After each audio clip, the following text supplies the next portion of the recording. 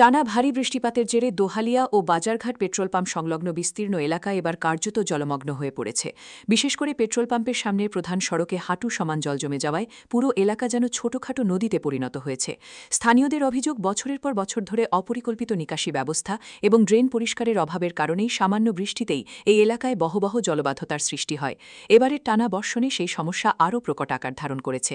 সকাল থেকেই রাস্তায় ব্যাপক জল জমে থাকায় যানবাহন চলাচল প্রায় সম্পূর্ণভাবে ব্যাহত হচ্ছে। ছোট ভারী অটো, বাইক, এমনকি জরুরি পরিষেবা যানবাহনও এই রাস্তা পার হতে গিয়ে সমস্যার সম্মুখীন হচ্ছে। অনেক বাইক ও গাড়ি মাঝপথে বন্ধ হয়ে যাওয়ার ঘটনাও ঘটেছে। অফিসগামী মানুষ, স্কুল কলেজের শিক্ষার্থী এবং সাধারণ যাত্রীদের চরম দুর্ভোগ পোহাতে হচ্ছে।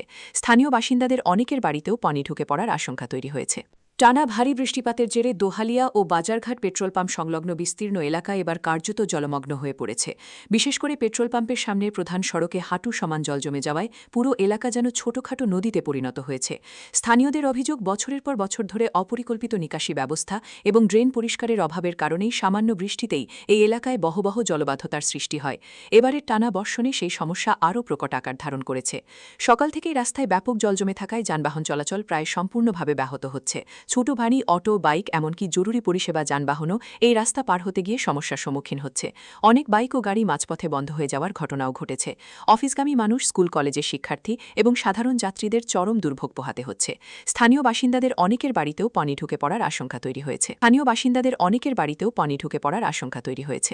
টানা ভারী বৃষ্টিপাতের জেরে দোহালিয়া ও বাজারঘাট পেট্রোল পাম্প সংলগ্ন বিস্তীর্ণ এলাকা এবার কার্যত জলমগ্ন হয়ে পড়েছে। বিশেষ করে পেট্রোল পাম্প